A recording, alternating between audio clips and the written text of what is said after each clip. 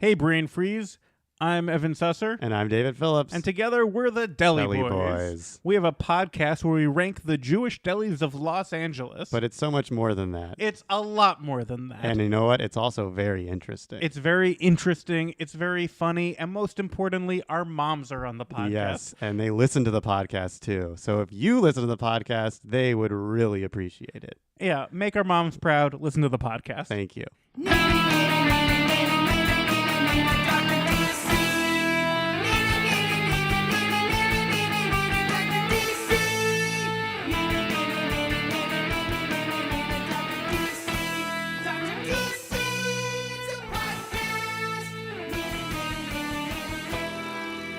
Welcome, residents, to the Dr. DC podcast. My name is producer Richard, and across from me is the doctor himself. Hello.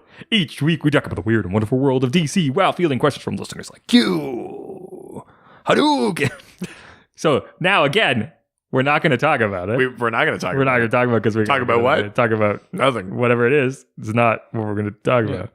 Because we're going to wait. That's right. We're going to go to because I know you waited this long. You can wait just a little bit longer.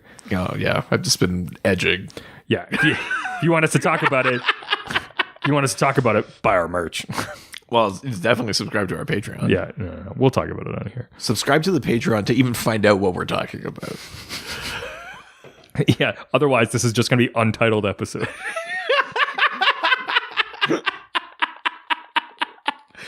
I like it. Yeah. Oh God. All right. Let's get into the news. Let's talk about the news. And it's basically just it's Gotham or Joker related news only today.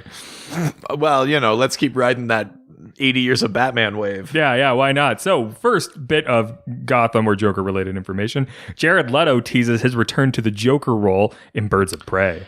Well, Boo. well, I mean, there's one still shot that I saw from a scene that they're shooting in Birds of Prey, and it's Harley leaving this house, and you can see someone dressed and looking like the Joker in the window. And at first, I think everyone was like, "Oh, it's just going to be someone playing like a stand-in." So it'd be like, "Yeah, that was the Joker," but blah blah blah blah. And then I guess Jared Leto snap storied like a Joker, like a clown emoji, or some shit like that. And then everyone was like, "Is he in it?" And I think that's the end of that rumor. I still don't know that he's in it.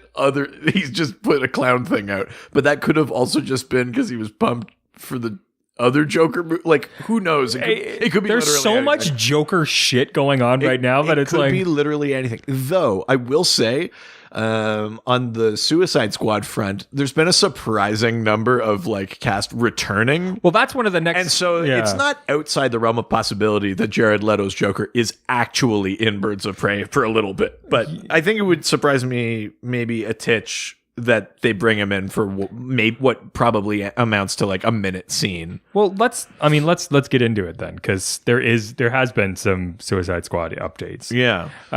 So one was the thing that I think that you didn't care about, but I did, was I didn't want Idris Elba playing Deadshot. Yeah, that didn't bother me, but you got your way. Hell yeah, as per usual. You cried and begged and went to the Warner lot and cried and begged. And fine, he'll play a different character. No, it's actually, I just bumped into somebody downtown and they were like, "Do you not want this?" And I was like, "Yeah, sure, I guess." And then they just gave me what I wanted. And that's what you used your magic movie wish on?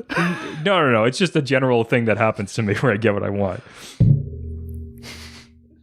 Did you get me in there? Do I get to play Detective Chimp? Like I said, I get what I want. Congorilla? I'll play Congorilla. It's not something I want. I'm playing Deadshot. Idris Elba is not playing Deadshot. He's still in the movies playing a new character. They haven't disclosed who he's going to play. There's a lot of people that want to play Bronze Tiger or something, which would be cool. That's like a classic Suicide Squad character. That's dope. I'd be down for that. Yeah, I don't know who that is, but it sounds cool.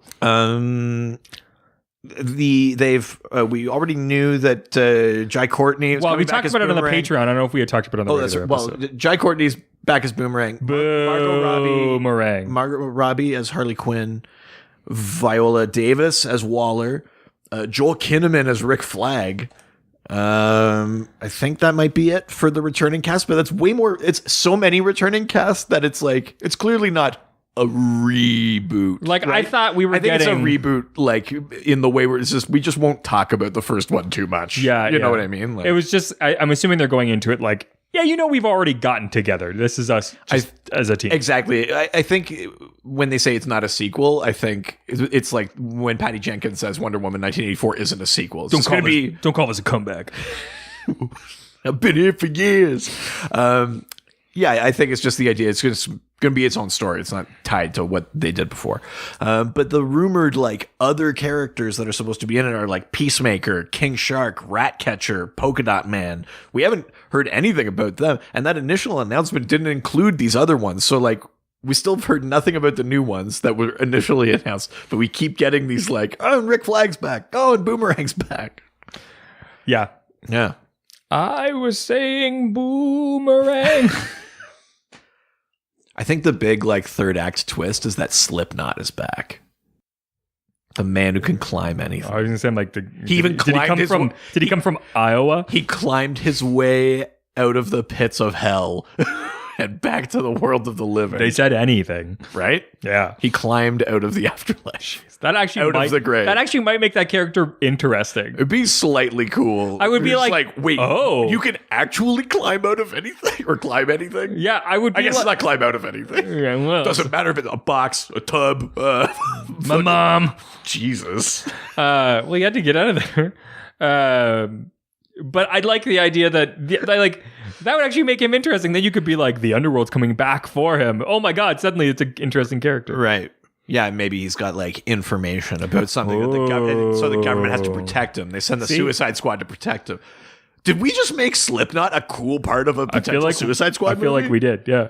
That's how you make that character interesting. Instead of like, look, he's on the wall. Oh, no, he's not. DC execs, I know you got James Gunn, but how about these two untested fools? How about these two guns? Let's move on. On to more Joker news. Joker finally arrives in Gotham. The TV show. Yes. Yeah. So, I mean, we've talked about this before. They had Jerome and then Jeremiah. They've had like these things that were like Joker-esque. And they kept being like, it's not the Joker. It's not the Joker. And they were technically right. Because the final sort of iteration, the final transformation, we've gotten some stills and stuff like that. And I think it's from the last two episodes, which, if I'm not mistaken, there's a time jump. So he looks a bit older, but I think they played with the idea that, like, did he fall in a vat of chemicals? Why does he have a full head of hair? Because this Joker looks fucked up. He looks like he pulled the IV out of his arm and then put on a purple coat. I kind of like it. I do too. I don't dislike it. I know a lot of people are kind of shitting on it, but like, let's try new things. Let's go for it. It's very. He looks scary. It's very Burton-esque. Yes. I would say. There's it's like if you not to say that he looks like Jack Nicholson, but I would expect if Burton had a different take on the character, he might look like that. It's like the gritty, realistic version of that version. I think. I've only seen a still because I can't watch the trailer, but I mean, Gotham the show has played a lot on like referencing different things from contemporary comics and sort of classic comics and TV shows and all that kind of stuff. Like, they're good at pulling from source material. I wonder with this Joker and the way he looks, if they're going to pull something from the idea from the Arkham games where it's like, maybe whatever is up with him that he survived that chemical is also kind of killing him. Or you know what I mean? Like some version of like a dying Joker kind of. I wonder if they're playing with that too, because he looks sick. Yeah. Like, which is, yeah.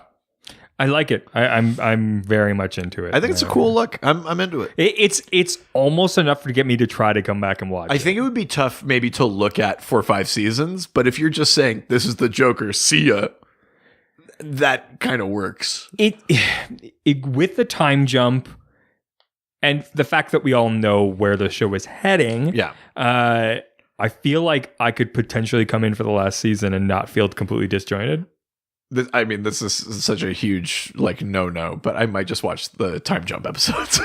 Yeah, I just want to see like where did we end up? Yeah, and then sort of decide from there if I want to go backwards. I've heard that season 5's been pretty solid, and like Bane's been in there, and they've been doing No Man's Land and like stuff like that. So I might go back to it. I might. I think I might. I might. I know this is. I don't regret my decision to jump off when God, I did, no. because season No, 2 I did not like. But maybe I'll just go in clean for season 3 and see what happens. I don't think I'm going to go back to season 2 because I didn't like it. No, I couldn't deal with it. But I might go in clean for season 3 and try and pick it up and just go from there. I've tried to get to those first 2 seasons like 3 times now. The first season's great. The second season, I'm like, I could give a shit about the maniacs and stuff like that. No, and no, and I really hate everything they were doing with Gordon and his girlfriend there. Yeah, and I didn't like Theo Gallivan. No, but I do like that actor. That actor's on dope. Discovery because yeah. he's Sarek. Yeah, is that who that is? Yeah, it's the same guy. Oh my god. Yeah. Oh my god, I had no idea. Yeah, it's the same guy. Yeah. Whoa. I do like that actor. Yeah. Now I understand Because he's why I great like on Sarek Discovery. so much. He's a really yeah. good Sarek. Yeah. Hasn't he played a Vulcan before? I don't think so. No. I mean, he's a relatively young guy. When would he have played one? I don't know. I thought he had. I don't think so. He's like born for it. Yeah. Anyways, next piece of we talked about this on Patreon, but I feel like we deserve to say it mentioned a little bit. Sure, yeah. We got the Joker teaser trailer. Yeah. Considering that this is a movie Here, that I put it in between 2 pieces of bread if you'd like to eat your words. Well, this is where I was getting. Yeah. I stand by my thing where it's like I don't know that we need this movie. I but agree. Since it's coming out and since I've seen that trailer, I want to see it. Yeah.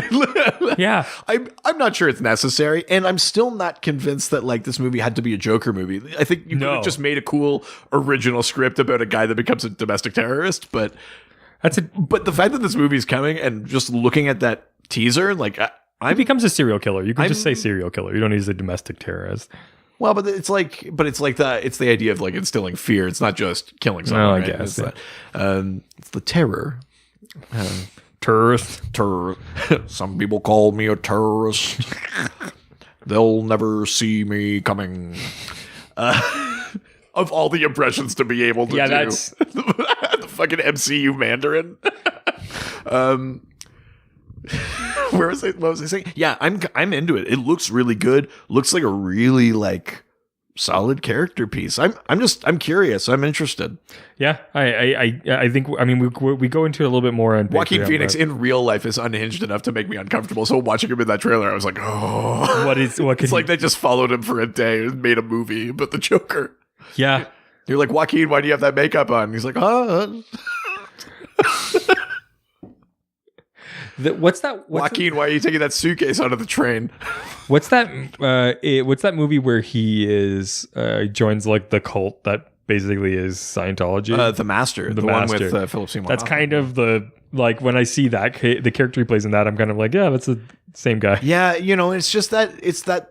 He's so good at playing the someone who is smiling, but just behind their eyes, it's like you can see that they're seeing red or whatever. He's in Gladiator. Him playing Commodus and that's a guy who's goes from smiling and crying to killing his dad in 3 seconds. It's yeah.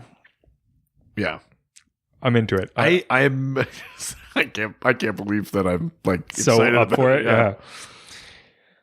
Here's the hoping. I was going to see it anyway. Let's not kid ourselves, but I want to. Yeah, it won't just be an obligation. No.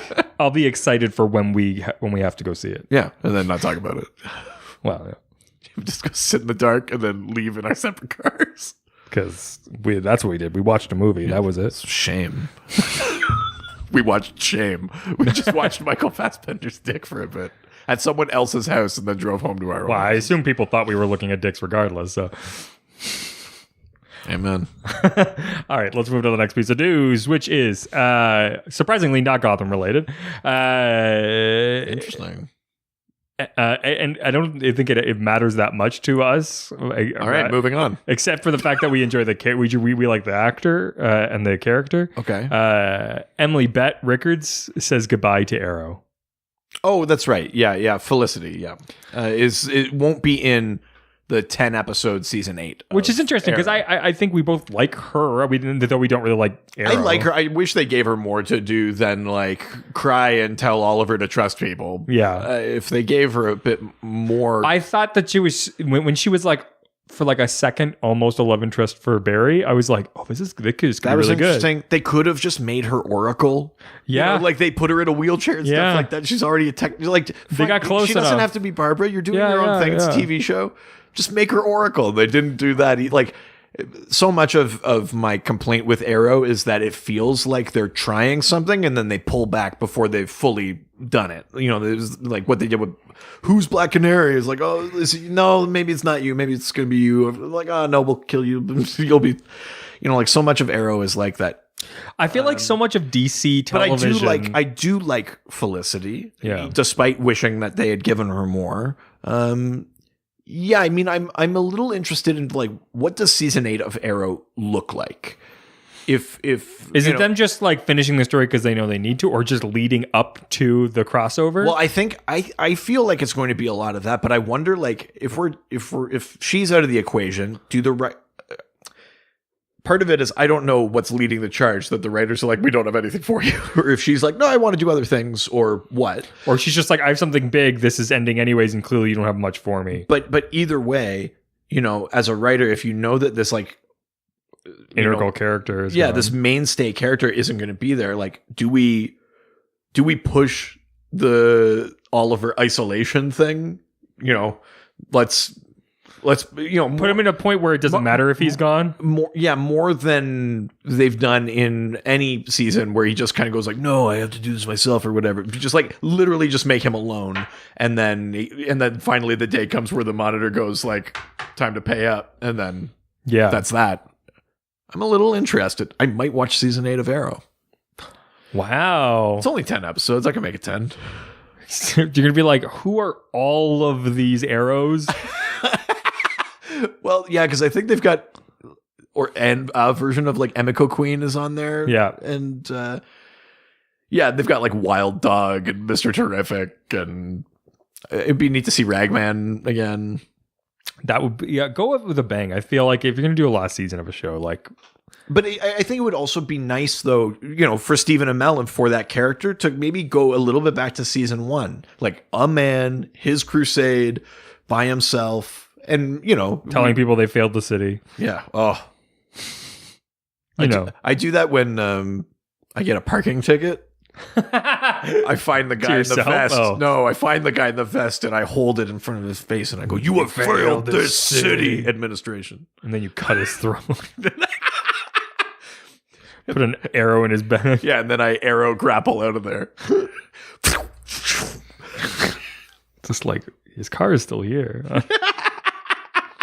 We have his license plate written down on this ticket. I'm just gonna give him another ticket for killing someone. $20. I guess it was worth it. Are you going to watch, like, even maybe just the finale, or something like that? Like, is there anything about season 8 of Arrow, just seeing how they end it, that has you at all interested, or are you just gonna be like, I'll read about it later? What I might do is I may watch the last episode out of curiosity. Doubtful, but I might. And obviously the episode. And yeah. And I was gonna say, I'm like, and I'll do like what I normally do, which is have to watch the like part on Arrow that combines with the crossover. Yeah, of course. Yeah. Like, just because that's the only Arrow episodes I ever watch. Yeah. Fair. And I just go la la la la la every time that the Arrow stuff is on, and then I wait to see Barry again. That's basically all that's there for me. Didn't you like him in the Flash suit? Yeah, that was all right. I actually didn't mind it. Yeah. It was okay. I didn't mind Flash Oliver. There's a lot of cucking going on there. All right, last piece of news. I hate you so much.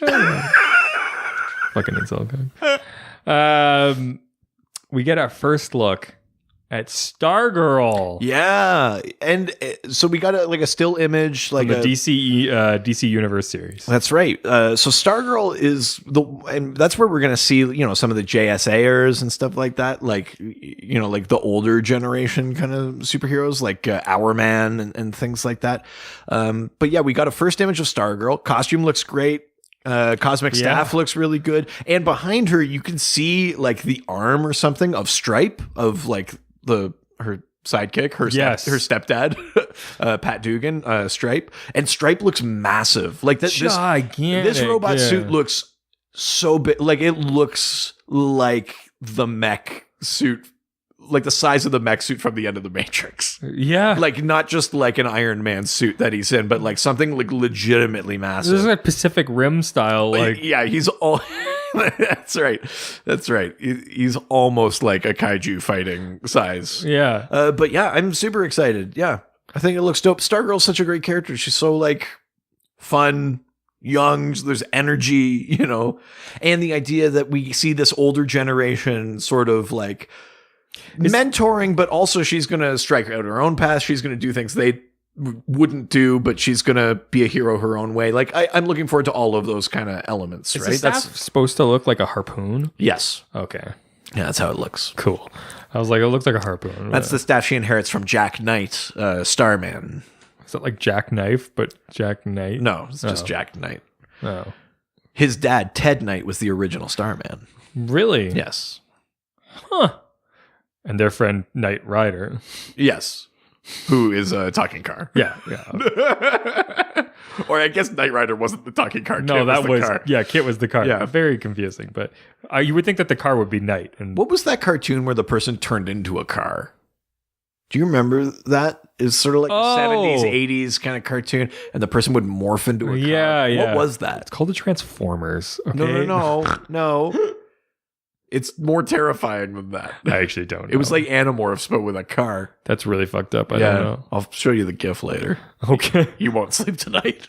Fun. I don't sleep anyways. Now it's that time. This week's theme.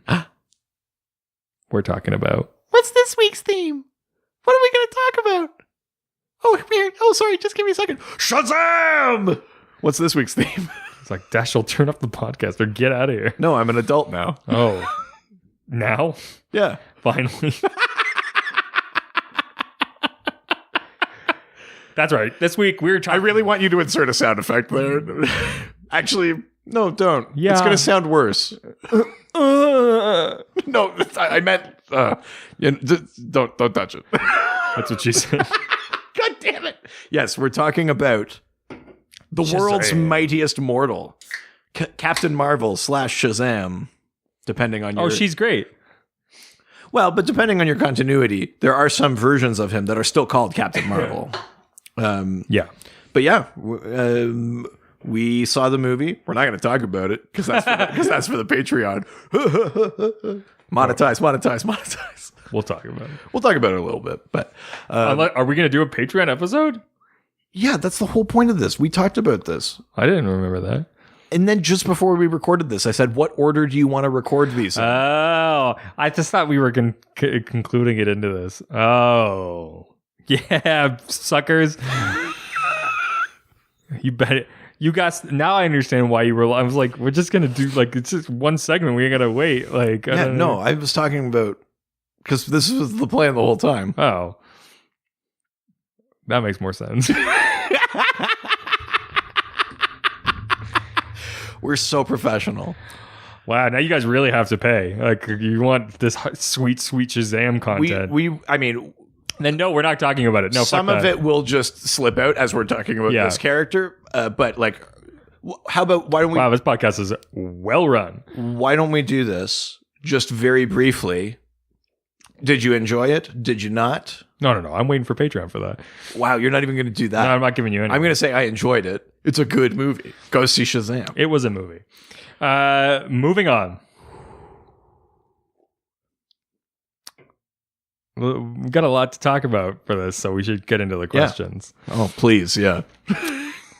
head on over to Facebook. Go to the face and the book. Go to the Facebook. That's right. Oh, you know what? We should at least give some people who the first time hearing about Shazam, even though the movie's out and all this other stuff. Yeah. If you haven't done it, why don't you give just a brief sort of history of Shazam? So Billy Batson is a kid, and he is chosen by the wizard who guards the chosen one. Guards the Rock of Eternity. He's a magical wizard. Billy Batson. Well, that's pretty good. Yeah, Without sounding racist either. yeah. It didn't sound racist. I was impressed. But Billy is chosen to be the champion of this wizard, and the wizard basically the wizard makes these sort of deals and gets him some of the powers of a few different god-like characters. So he gets the wisdom of Solomon, the strength of Hercules, the stamina of Atlas, the power of Zeus, the courage of Achilles, and the speed of Mercury, spelling Shazam. So when he says Shazam, he becomes an adult superhero with these powers. I didn't even clue into that's what those and were. If he says Shazam again, then this lightning strike comes back down and he turns back into Billy Batson. So that's the very, very like basic thing. He wasn't always DC. He was originally a character in a publication called Wiz Comics that was published by Fawcett Comics, and for a time was more popular than Superman or Batman. Wow, really? Captain Marvel, as he was known, was the most popular superhero because it was like a kid who became of course he was, and he was very golden agey, kind of like, oh, holy moly, with like very. His villain called him the Big Red Cheese because he was so good, which is the reason that Billy gets chosen in the first place. But then there were legal things that happened where basically DC sued Fawcett Comics because they said that Captain Marvel was a ripoff of Superman, which is pushing it. Yeah. But they didn't like that he was more popular. So it was like National Publications versus Fawcett Publications or whatever. And they won. And so they had to stop making Captain Marvel comics. And then DC got the license to make Captain Marvel stories and to reprint them. And they did that for a bit through the 70s. And then what a shitty way he could and get then in them. the 80s, they actually acquired Fawcett Comics and then fully owned the character. And they would publish some stories. In the meantime, Marvel Comics was like, we should really own the name Captain Marvel. And there was another sort of legal thing that happened where they got to make a character called Captain Marvel, and DC was no longer able to use that in the title of the book. So did they make... He could be called Captain Marvel, but they couldn't call the book Captain Marvel? Did Marvel come up with Captain Marvel just so they had more of a leg to stand on to get rid of their Captain Marvel? No, I think they just did it because they were like, we became Marvel Comics. Wouldn't that be a good name to have? Feels like they did a little bit. I mean, I'm sure there was something about being shisty too, but like so then the books were always called like Power of Shazam or something like that because that was the cry, right, to become Captain Marvel. And so they would make new stories, but they always took place on a different Earth. It was Earth 5 or Earth S initially, and that was the Fawcett Earth. Fawcett. And then that's one of the Earths that survived Crisis on Infinite Earths to be merged into the timeline. And then Captain Marvel became fully part of the DCU. And then in 2011, they finally were like, it's too confusing to have a book called Shazam and a character called Captain Marvel, even though everyone has known this for 70 years. They're like, it's about time. And so in 2011, when they did the New 52, when he eventually showed up again, the character himself was called Shazam. Shazam used to just be the name of the wizard, but now it's his hero name. So he's only Captain Marvel on Earth 5, which is that original sort of Fawcett universe. So technically, both still exist. And really, if you're talking about the continuity, if you're talking pre-Flashpoint, you should call him Captain Marvel because that's what everyone else was calling him. But the character now is called Shazam, and we'll get into it a bit later. Yeah. It's technically kind of a different character, but we'll get into that. All right. Well, okay. I feel like that's a good explanation. So now let's get into the Facebook. Go to the face and the book, going to the Facebook. That's right. Our first resident. He's not Dan just started. He's Dan Dunn. Dan Getter Dunn. Dan, middle name Getter Dunn. I'm sure it's the first time he's ever heard that. Dan asks, can you break down the Lieutenant Marvels and other Shazam family members on Earth 5? Also, how is Earth 5 Captain Marvel different from Prime Earth Shazam? Wow, we're getting right into it. Right. Okay, so let's take Earth 5 as being encompassing everything, including old Earth S, including the actual Fawcett Comics, like Golden Age publications, that kind of stuff. So let's start with the Lieutenant Marvels. That's a very specific group. It's not just other people wielding the power of Shazam. Mm-hmm. The Lieutenant Marvels are actually all other people named Billy Batson. There was this scheme, I think by Dr. Savannah, a main villain, where he was going to kill Billy Batson. But he kidnaps 3 of them, and none of them are the right one. And then Captain Marvel shows up to rescue them. And for some reason, he ends up as Billy again, too. So the 4 of them are there, and they're on some sort of conveyor belt with saws and, the classic villain trap kind of thing. And Billy on his own can't summon the lightning because the saws are too loud. He can't say it. Oh, yeah. He can't say it loud enough. Huh. But all of the Billies together yell Shazam, and they all get Well, that's cool. some powers. So they become the initial Lieutenant Marvels. Oh. Because someone says something like, "Oh, we're all Captain Marvel," and the one goes, "There's only one Captain Marvel." So something like that. So that's who they initially were. Now the Lieutenant Marvels eventually included Billy's Uncle Dudley, and some stuff like that. But that's essentially who the Lieutenant Marvels are. They're a very specific group of people that also have some of the powers of Shazam. There are other members, though, of the Shazam family that have Shazamily. the Shazamily that have the same powers. Captain Marvel Jr.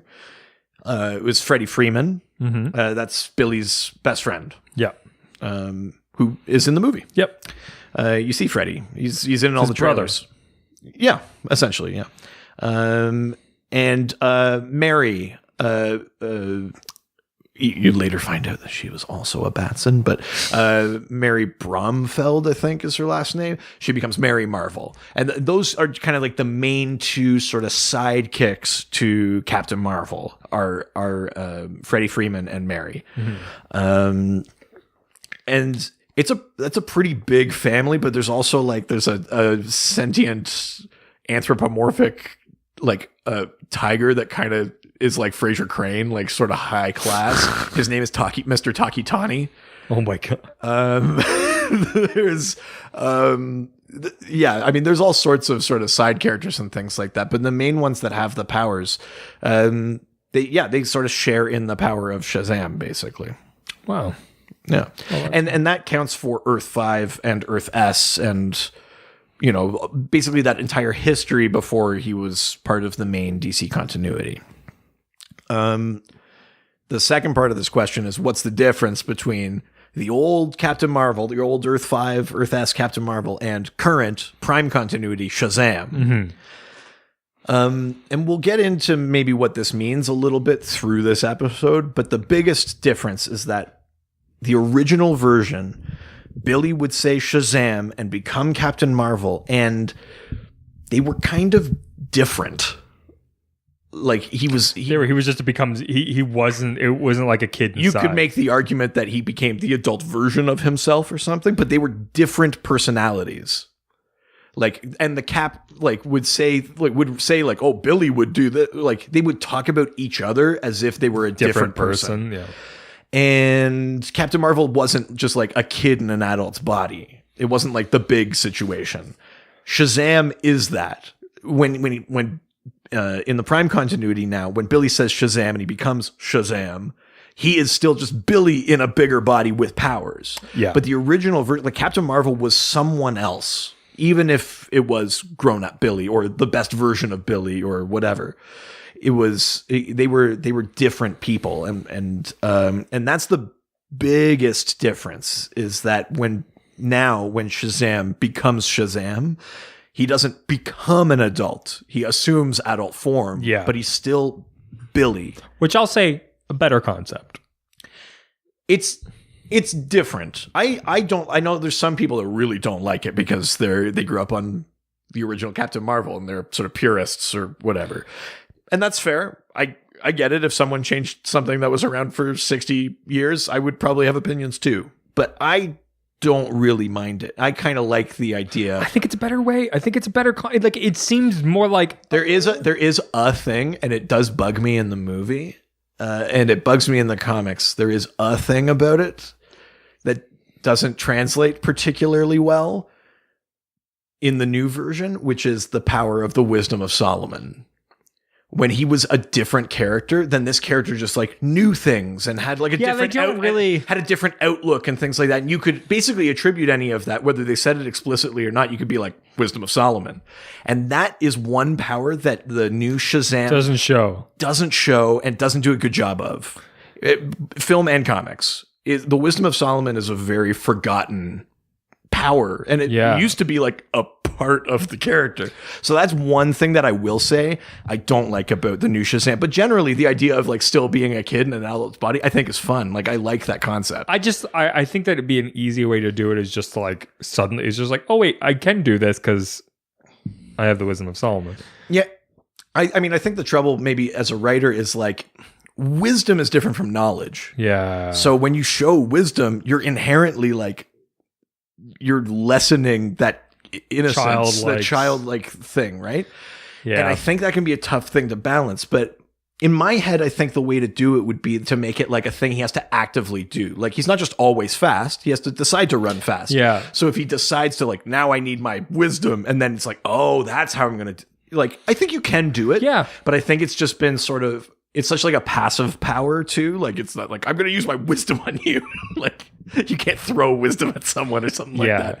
So I think because of that, it gets forgotten. He does make like in the movie, he does make some choices that you would have to have some wisdom to be able to make to and be able to defeat. You can certainly make those arguments, but it's all interpretation. Like it's so not explicitly power. Yeah, exactly. So that's my one sort of thing that I actually don't like about the new one. But generally, I do like the idea of like kind of being like a kid superhero in an adult spot. Like I do like that. I agree. All right, next one from the most interesting resident.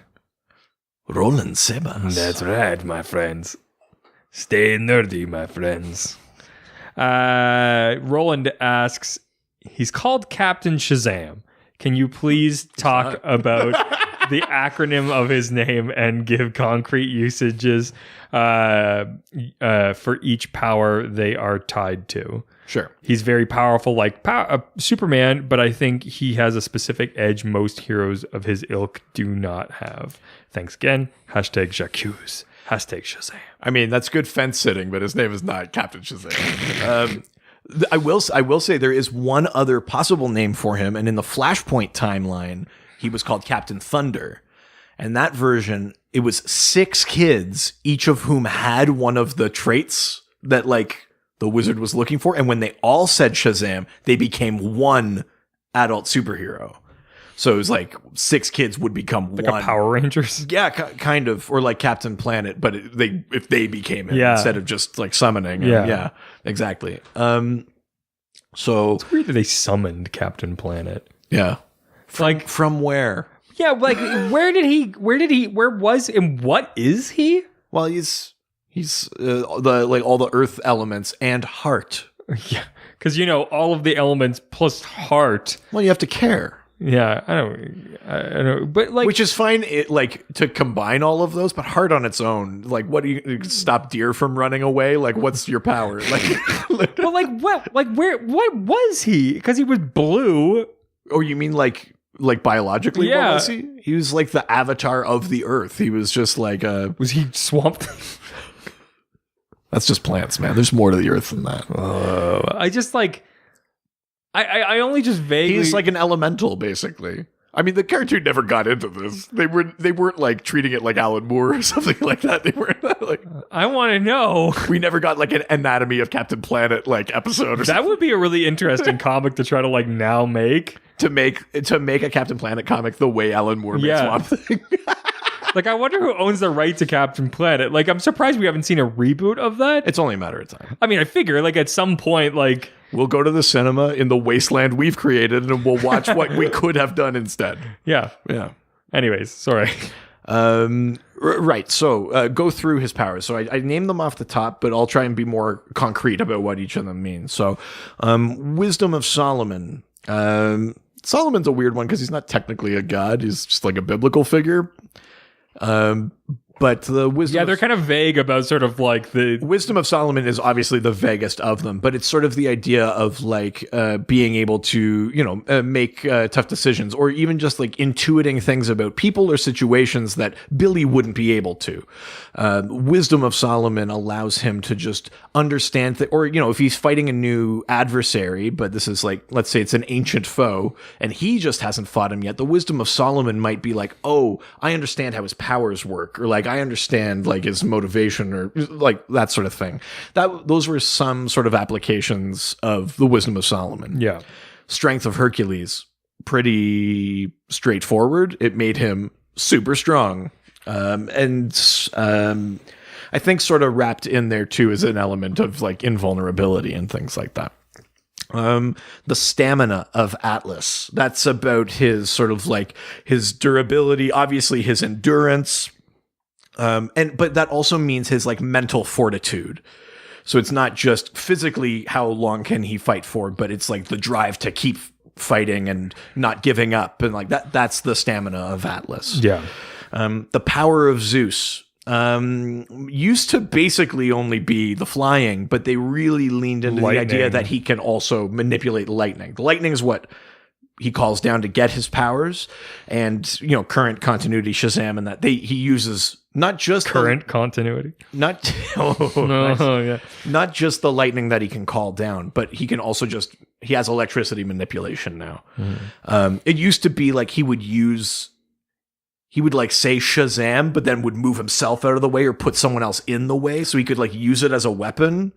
And not turn back himself. Like, in the movie, he kind of uses it a couple times. A little bit, yeah. But there are some in the Justice League cartoon. He does that. He fights Superman and grabs him and holds him up like above him and goes like Shazam, Shazam, Shazam, and keeps hitting Superman with the lightning. Huh? Like that's how he used to do it. But now he can also just shoot lightning on his own and stuff like that. Power of Zeus, I think, also includes flight, because Zeus is like the air god, like the wind god, basically. Well, I guess not strictly wind, but god of the sky kind of idea. So flight is also a part of the power of Zeus. The courage of Achilles, obviously, is courage, but I think also it wrapped in there is like actual fighting skill. Achilles is a legendary warrior who actually knows how to fight and is like proficient in combat. And I think the courage of Achilles includes his skill. Yeah. So his actually ability to fight hand to hand and that sort of thing. That's all wrapped in there. And then speed of Mercury, very straightforward. He's super fast, both in flight and like running and on the ground and stuff. Do you know where does he have access to the Speed Force? No, it's not Speed Force. He just has super speed. Just like Superman has super speed, no Speed Force. Oh. Where does he like rank in speed? Oh, where does he rank in speed specifically? I'm going to say, definitely slower than the Flash. If you don't have the Speed Force, you're slower. Yeah. Slower than Superman, I'm going to say. Really? Wow. Okay. Yeah. Interesting. All right. When you want to move on? Yeah, let's do it. Next question comes from the other most interesting resident. Andrew Delgado. Andrew Delgado. Uh-oh. They've never been back to back before. I've never seen them in the same room before. I thought I was going This is like when Bruce Wayne and Batman attend a charity function. Yeah. I thought they were the same person. Okay. This has broken my brain. Andrew Delgado asks, how did the wizard go about collecting all these magical powers to bestow on Billy? Did he personally enlist Solomon, Hercules, etc.? Also, have any of the gods, as seen in Wonder Woman, ever commented on their role in helping Shazam? Right. as a shorthand, he says, I'll give you my power or whatever. But really what Shazam is, technically Shazam, the wizard, gets his powers from like elder gods that also, or they spell Marvel or something like that. He actually gets his powers technically from somewhere else. He does basically make like arrangements with these other gods and these like beings of a higher plane to lend a portion of their power to create this champion of good, basically. And not everyone has the same one. So like I said, the wizard himself gets his powers from different gods. Black Adam gets his powers from Egyptian gods that spell Shazam. In the New 52, briefly in the Darkseid War arc of Justice League, Darkseid is killed and it sort of disrupts the fabric of reality, and a bunch of Justice Leaguers become gods. Batman becomes the god of knowledge. He takes possession of the Mobius chair. Superman becomes the god of strength. Shazam, his connection to his gods from whom he gets powers is disrupted, and the wizard, in an effort not to have him just lose all of his powers, hastily makes sort of replacement arrangements to give him powers, and it actually changes his power set. Oh wow. Like one of the H's ends up being Hronmir, who is the Martian god of fire. So briefly Shazam had firepower. Whoa. And he had like source manipulation power from a new god called Zonus, who was really Yuga Khan, Darkseid's father. So basically the idea is that the wizard is, yes, actually technically sort of making bargains and arrangements with other gods to loan portions of their power to Billy. So at any point, if you could theoretically say a god would be like, you know what, I don't want to do this anymore. And the wizard would be like, all right, and he'd go find someone else. And that might change Shazam's powers, depending on what god replaces them. So, that actually is basically what's happening there. Well, I had no idea. Yeah. Well, that's really cool. All right, let's move on to my favorite time remnant, Richard Waltmath. That's right. Who's asked, have you seen the 70s show? Did it have anything to do with the comics? What is the best version of Shazam? He's only read one comic with him in it, and it was Kingdom Come. Sure. I've seen a little bit of that 70s show. Yeah. Hanging out. I saw the flash in your eye. Yeah. I was like, we're doing this. When we do the video episode, we'll do it like when they sit around the table. Yeah. Oh, yeah. Well, exactly. Yeah. We'll get high. Smoke machine. I have seen some of the 70s version of Shazam. Yeah. But it's not a thing that I watched a ton of or had particular love for or anything like that. I've just kind of seen random bits. As far as how faithful it is to the comics, Billy says Shazam and becomes Captain Marvel, and one is a kid and one's an adult. Beyond that, again, not having seen, frankly, that much of it, can't really speak too much more to it than that, other than I'm pretty sure that the Billy in the show was like a good kid, inherently good. That's the whole point of him, right? That's why he gets chosen. I'm pretty sure that my grandfather really liked it. I remember my brother was really, yeah. My brother was telling me that they were at a dinner or something, and like and they were like, "Oh, you excited about that Shazam movie?" He's like, "I remember that from when I was a kid." Really? Yeah. Oh, that's neat. Yeah, I have to. Do you think he would go and see the movie? And if he did, do you think he'd? No, it'd be so different, probably, from what he remembers. No, he'd be like, "Oh my god, this is terrible." Well, yeah. He's very old. No, I don't think he has any interest in it. But it was cool that he had even a reference. Oh, for that's it. funny. Yeah. What is my favorite version of him? Well, like I said, I actually don't mind the New 52 one, like that backup story that was his origin. Well, that was in the back of Justice League. That's what the movie's based off of, right? So, largely, I mean, it's a very big portion of it. Yeah, and the movie is definitely a post Flashpoint Shazam. It's not Captain Marvel, right? But There's I don't know. There's something that I kind of like about that Captain Marvel though, where he felt like very old fashioned. He's there's a comic series, a limited run one called Day of Vengeance, where the Spectre goes on a rampage, and Captain Marvel and the Wizard decides he's going to fight the Spectre, but he's like, I need time to sort of, consolidate my power. You need to buy me all that time, even at the cost of your life. And Captain Marvel goes like, I won't let you down, and basically goes toe to toe with the Spectre, which is pretty fucking dope. But it's one of these things where the Spectre says, how many more innocents have to die, blah, blah, blah, blah, blah. And he says something like, this will end when you stand over my body or I stand over yours. He's just got this very he almost feels like Captain America a little bit, just very, I'm doing the right thing. That blood's on your hands. Let's do this. I could do this all day. Like that kind of thing. There's something I sort of like about that Captain Marvel. And that one in that series specifically is very selfless, very, willing to sacrifice, and ends up, the Wizard is killed and he ends up having to take his place in the Rock of Eternity, like stuck inside the Rock of Eternity just to hold it together. Which, very heroic, very sort of old timey heroism. Yeah. So I kind of like that one. Yeah, absolutely. All right, let's leave Facebook and head on over to Twitter. Twitter. You okay? I'm great. Good to hear. I don't really care. First question. Why would you ask? So I could then respond with something that would hurt your feelings.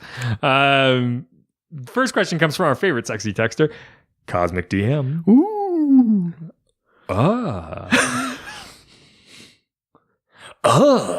Yes. Are you trying to be George Takei? Yeah. Oh my. Oh my. Haven't flown one of these since my academy days. Star Trek 4, it's when he's flirting with a helicopter pilot. Cosmic DM asks, as Billy Batson ages, does Shazam age? Are there any negative effects if he stays as Shazam for an elongated period of time? Right. So you heard me call him the world's mightiest mortal. He's technically only a mortal when he's Billy. There's at least one comic, I'm not going to remember the name of it, where he's stayed as Captain Marvel for a very long time, and he makes a reference to the fact that Billy has died. Whoa. Like, Captain Marvel now exists without Billy. Billy aged out while he was Captain Marvel, basically. We also know that with Black Adam, that he's like 5,000 years old. Like, he has to stay as Black Adam. I mean, later comics, magic and so forth allowed him to become Teth Adam again, but like the idea is, no, you're 5,000 years old. Don't do like the Portrait of Dorian Gray thing, right? Like where it all catches up with you all in one fell swoop sort of thing.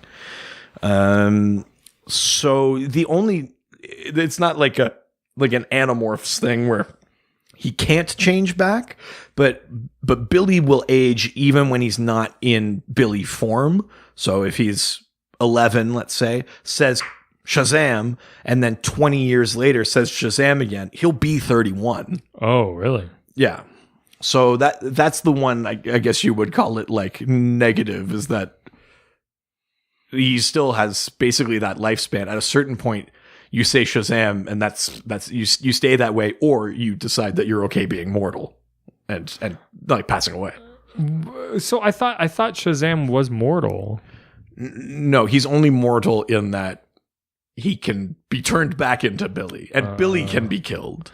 Oh, so when he's Shazam can be killed. He's technically not, again, this fucking definition, he's technically not immortal.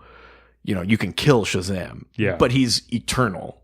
If not stabbed or, bludgeoned or whatever, Shazam would just keep living. Huh. Like Wonder Woman or other characters like that, because he's got the power of the gods. Oh. Yeah. So if you're like 98 years old and cancer, you can just go Shazam and then never go back. Yeah, I mean, in a Black Adam comic, as Teth Adam, he gets shot a bunch and he's bleeding out, and then he says the word and he becomes Black Adam and he flies somewhere else, and then he flies to like a vet clinic or something. He's like, "You're about to have to sew me up. I'll destroy this whole place if you let me die."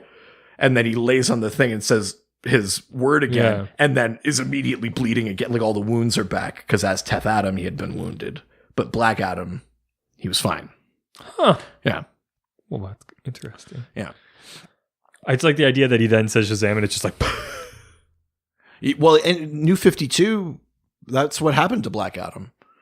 So he did say Shazam and allowed himself to die. Again, then later magically he's brought back like 4 issues later. yeah, of course. Because it's comics, but that is what happened.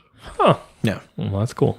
All right. Next question comes from Talking Superman, who asks, how do you think Solomon got mixed up with all these Greek and Roman gods? Follow-up question, is he really that wise to suggest cutting a baby in half? Well, yes. I mean, you could argue that maybe Solomon's wisdom is not the wisdom that you want. It's very utilitarianism, like... I mean, you both want a baby. We've only got one. How does half a baby sound? Yeah. Sounds like this. No, it doesn't make a sound. It's half a baby. Like, yeah, but you got to cut it in half. I bet it's going to hurt. Oh, Jesus. Why did you say what it sounds like? Because I wasn't going down that I road. went to a dark joke, but not that dark. Well, I'm all about realism. Jesus. It's all about the truth. Oh, yeah, you're so about that. A political uprising is coming. Welcome to Dr. DC's Truther podcast. Oh, no. Why is Solomon... Wayne Manor was an inside joke. Jesus. The Solomon thing is weird because all of the other ones are like Greco-Roman gods. Yeah. Or like demigods, like Hercules and Atlas is a Titan, Achilles is I guess... Weak-ankled motherfucker. Well, does he count as a demigod? He's dipped in the river Styx. He's touched by like Greco-Roman divinity, basically. Where did Greco-Roman divinity touch you? Everywhere but the heel, basically. You got to hold him, dip him. Yeah. Oh, yeah, maybe that's the only... No. Well, no, that's just his mother. Yeah. The divinity touched him everywhere else. Yeah. Show us on the doll where the divinity touched you. Jesus. Yeah, why is Solomon in there? I think the idea is A, they needed an S. B, wisdom is like an interesting power to get, and you're like, who in history with an S? Like Socrates? Like that's even further from it. At least Solomon's like in the Bible. He's got some sort of like mytho. Yeah, he's part of a mythology, basically, right?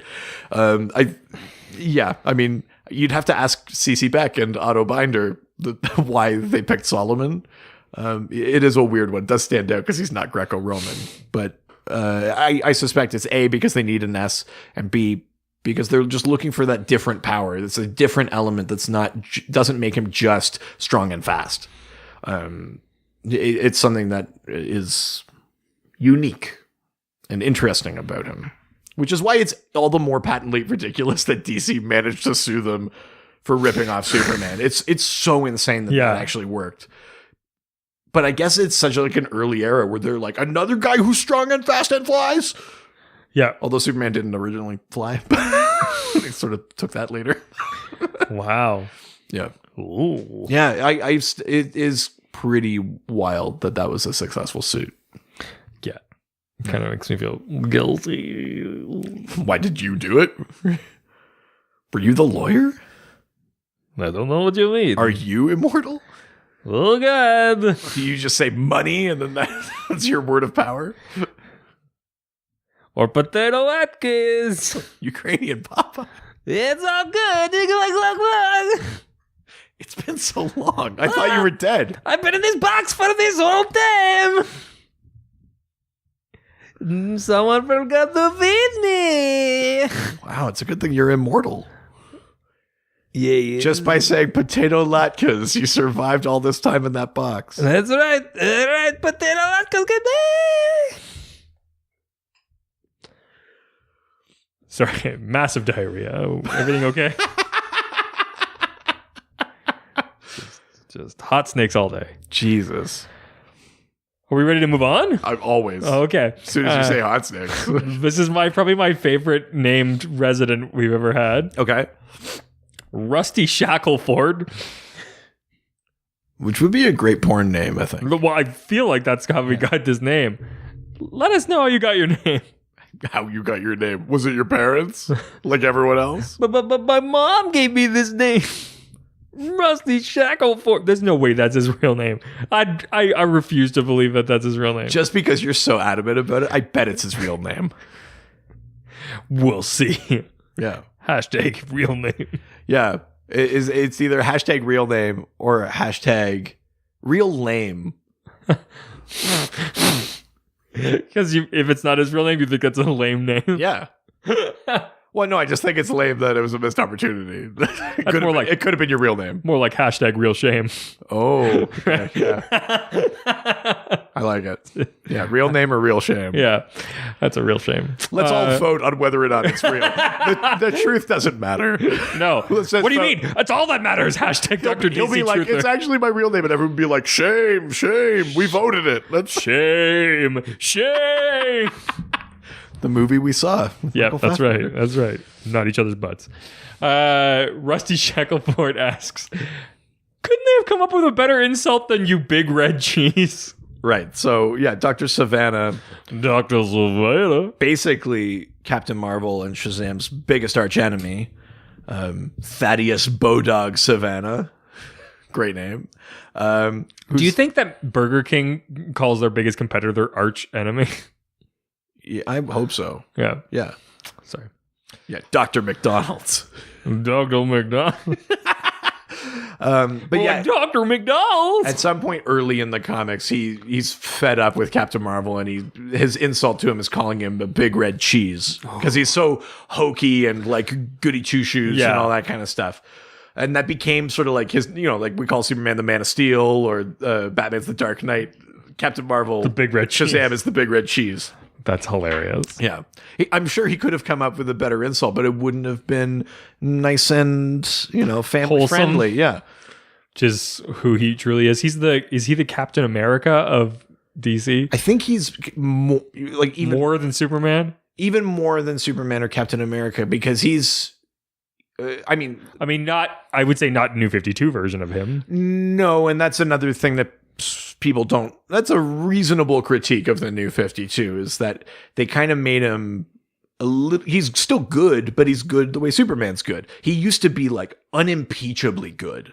Yeah, like impossibly, defiantly good. That's the way I think of Superman, so it's hard. But he made Superman look like a guy that would cut you off in traffic. Wow. Like he was so good. It's like the whole manners thing from Avengers 2. Yeah, I would definitely see Captain Marvel in a situation like that. Yeah, that would be a funny Captain Marvel moment. Yeah, definitely. Huh. Oh, there you go. All right, let's move on.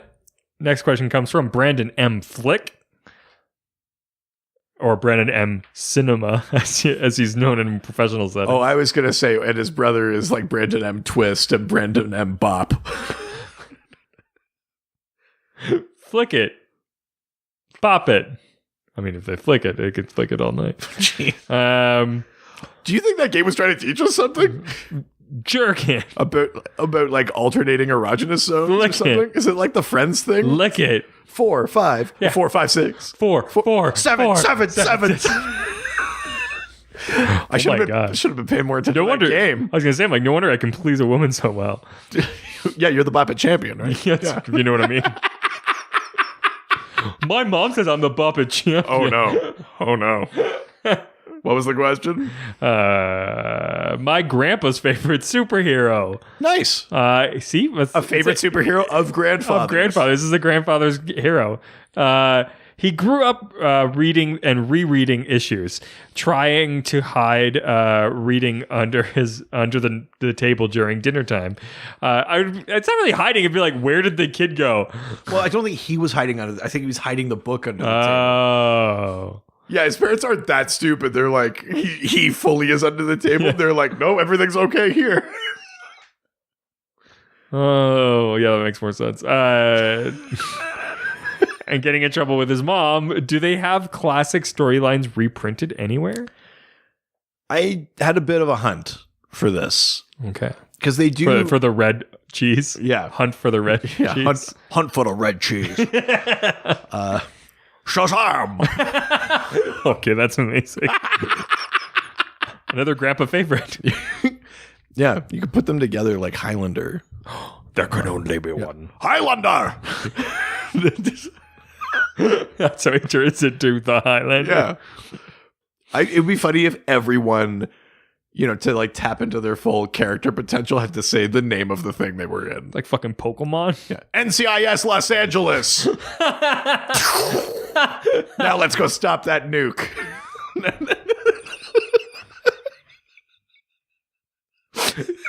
Yeah, obviously that's the way that works.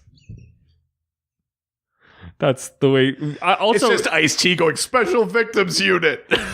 I'm sorry. Are you considering these people superheroes who have powers? I mean, have you seen that show? Have you seen the number of like nukes they've stopped in NCIS Los Angeles? Oh my god! And the recent episode of Saturday Night Live, they had Kit Harington on it. Okay, and they did like they were like, oh, now that Game of Thrones is done, they're doing all these spin-offs, and they did like an NCIS, like Game of Thrones Miami. Yeah. And they had the thing with and they had Ice-T like being like, oh, the swords like are cutting all these people up. It was very funny. That's funny. Mm-hmm.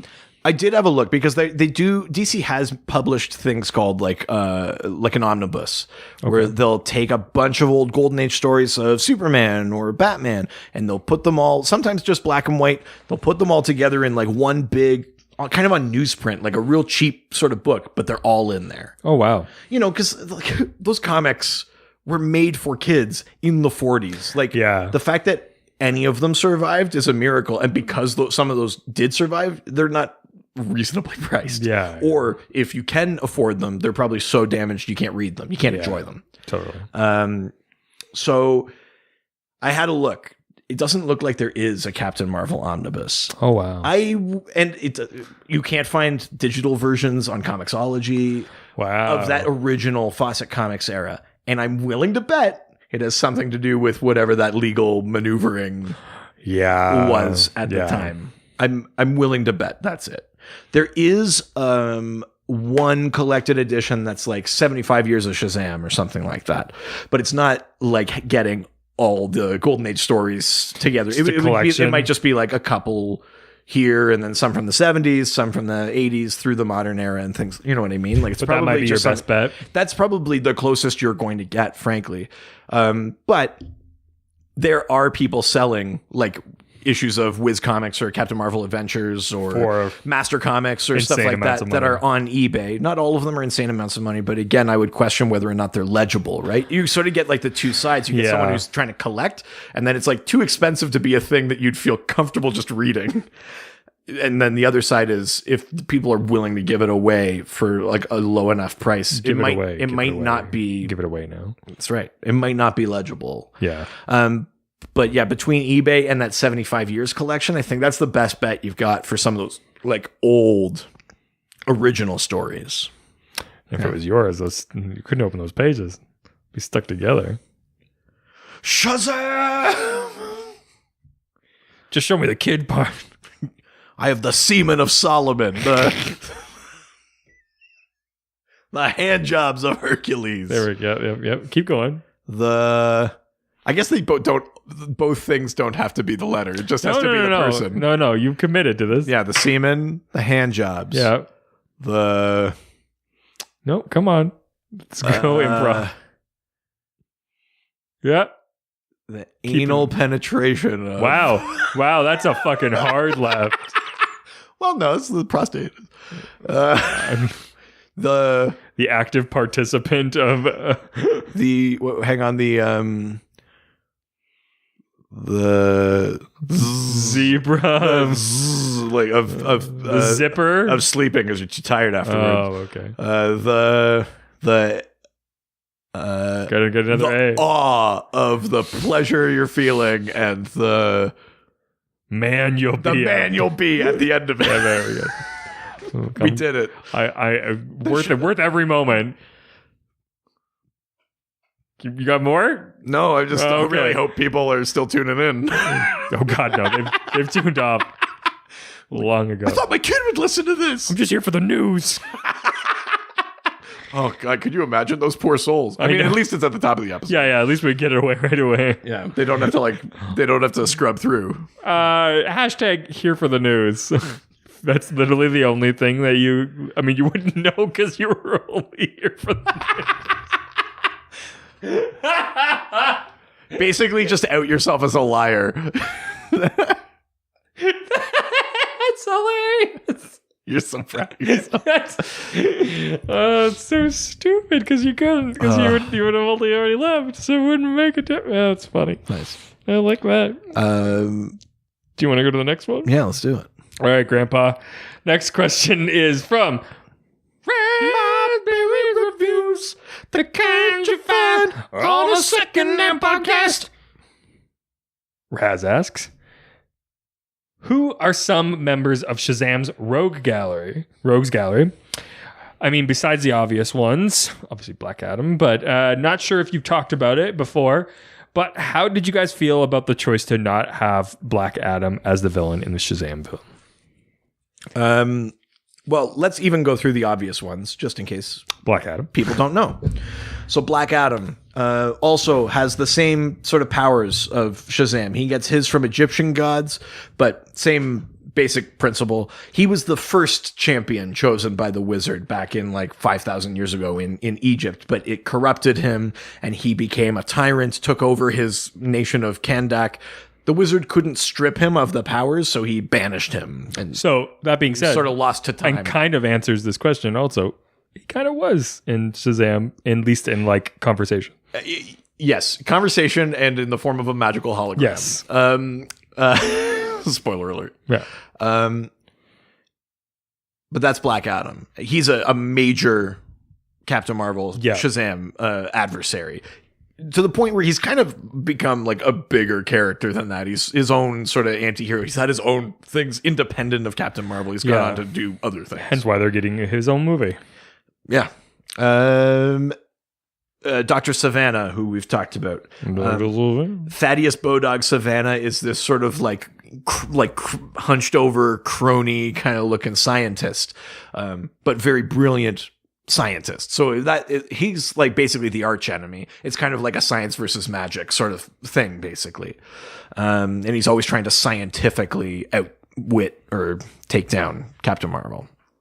Mr. Mind is Mr. Mind is a sentient like worm, like caterpillar from the planet Venus that has this little sort of radio box that he could talk through, but he has some mind manipulation powers. And during 52, he got sort of multiversally affected and he could actually consume time and space. Whoa. And so he was like eating reality and stuff like that for a bit. But Mr. Mind is a main character. He is typically the leader of a group called the Monster Society of Evil, which sometimes includes... Sound like some good guys. It sometimes includes Dr. Savannah and Black Adam. It also includes guys... There's one called King Kull, I think. He's kind of like a caveman sort of guy. It includes Mr. Atom, who's basically like a radioactive robot. There's a few other ones in there, but those are kind of like maybe the main touchstones. And the 7 Deadly Sins. That's another like major set of villains that Captain Marvel or Shazam fights are the 7 Deadly Sins. Huh. Yeah. Or as they call it in the comics, the 7 deadly enemies of man. And they changed some of their names, I think, just because they were like, kids are reading this, so they don't know what wrath means, so we'll call them hatred. They don't know what sloth is, so we'll call it laziness. Like they changed some of the names, but basically They changed it back Sins. for the movie, but yeah. Yeah, they did, yeah. All right. Next question comes from. Wait, was that it? Yeah. It was just. how did I feel about the Black Adam thing? Yeah. Well, The Rock just put like a kind of a video out he was talking about because he's a producer on Shazam. Is he? Yeah. And I think the idea is that he was like Black Adam was originally going to be in it, but then as they were doing script treatments and that, the way he describes it in this video he put out, which was that they felt in order to give both origin stories, which are very different, enough weight, he got to the point where he was like, I think they have to be 2 movies as opposed to trying to cram it all in or not doing it justice. So I think Black Adam was initially going to be in there because he is part of that New 52 story that the movie is largely based on. But it ended up being like a producing decision to be like, you know what, let's just take him out of it and give him his own time, because there's enough to that character that we could do that. I think that's fine. Black Adam is like Zod level villain. Yeah. And so deserves to be like ramped up to. I think you don't want to, like, I mean, as we all know what the letters of Shazam stand for, you don't want to blow your load in the first movie. That's right. I think you want to have something to work up towards. You want to edge yourself towards a movie where Black Adam's going to be. Because this is a person who has had hundreds of years of experience with this power. Yes. To put him against Shazam when he first starts out, it's kind of a one-sided thing, or it doesn't properly give him the treatment that he deserves. And I think it's that. I mean, and he's a pretty rich character. He's sort of become anti-hero. Like, you know, he's more nuanced than just villain. And so I actually think it's a smart move. Yeah. And it's good of them to trust that, you know, because the opposite is like a movie like Aquaman, where they're like, we may never get to make an Aquaman movie again. Put everything in this movie. Yeah, but the problem is any character that has ever existed in Aquaman, put them in this movie. And yeah, I mean, they've got a challenge for the second one exactly. now. But they also have room to expand, because you only just sort of got glimpses of all of these different things. You could delve into any of them.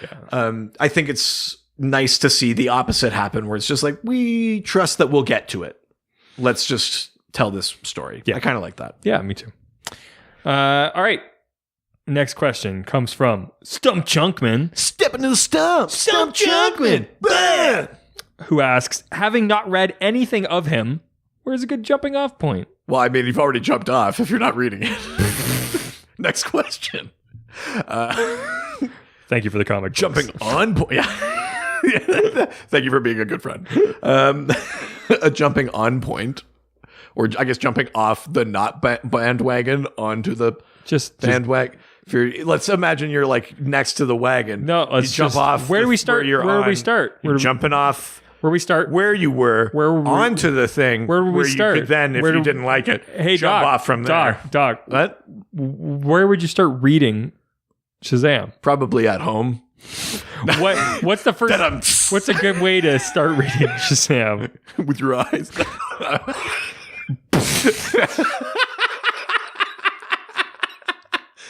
Did I say that I was going to start stand-up comedy? God. May God have mercy on our souls. There's a couple of spots that I would start. Jeff Smith, the guy that wrote Bone, that like really great sort of ongoing comic. He wrote a miniseries called Shazam and the Monster Society of Evil, and it's great. It really like captures the heart of like the sort of Fawcett Comics era.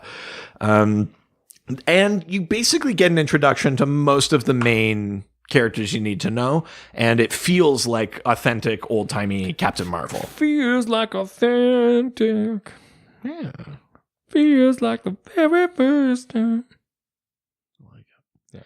You could also, I mean, the New 52 is an obvious jumping on point, because that's a different, you know, like we sort of already established, Captain Marvel and Shazam are in some ways different characters. So if you want to jump on with the version that's now in the movies, it's that. You pick up that Shazam, they took the backup stories and published it as a volume of the New 52. It's just called Shazam. You can get a trade paperback or hardcover. Get that. It introduces Dr. Savannah. It introduces Black Adam. It introduces the Seven Deadly Sins. It introduces the Shazamily. Yeah, I mean, there's a lot in there. Those are the two obvious ones, I think. And then if you manage to find either on Comixology or whatever, there's like a Power of Shazam. There's a couple of series called Power of Shazam and things like that. But yeah, to me, it's either Jeff Smith's Monster Society of Evil or the New 52 one. You're basically going to get the two contrasting kind of visions of who Shazam is. Those are good starting points. Nice. I definitely want to start reading Shazam a little bit. I'm curious about like the New 52 at least version of it. I've got that one. You can borrow it if you want. Yeah, definitely. Some of the pages are stuck together though. Next question comes from Raging G, drinking beers. Raging G, only respect for his peers. I want to see how many weeks you can go with this. I'm really enjoying this one. Raging G, he's on a killer mic. Raging G, he rides a 3-wheel bike. A trike. Yeah. Nice. What does Raging G ask?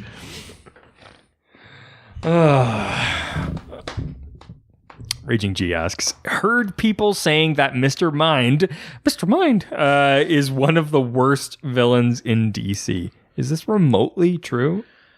Well, someone on Twitter wrote a follow-up question, which I actually thought was a neat follow-up question. Was, does he mean worst as in they suck, or worst as in like, oh God, there are so many are dead?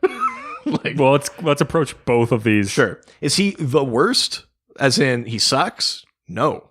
I mean, I know it seems like shooting fish in a barrel because he's like a caterpillar from Venus that talks through a radio and like has mind powers. But like Mr. Mind is a major villain. He's like a super genius.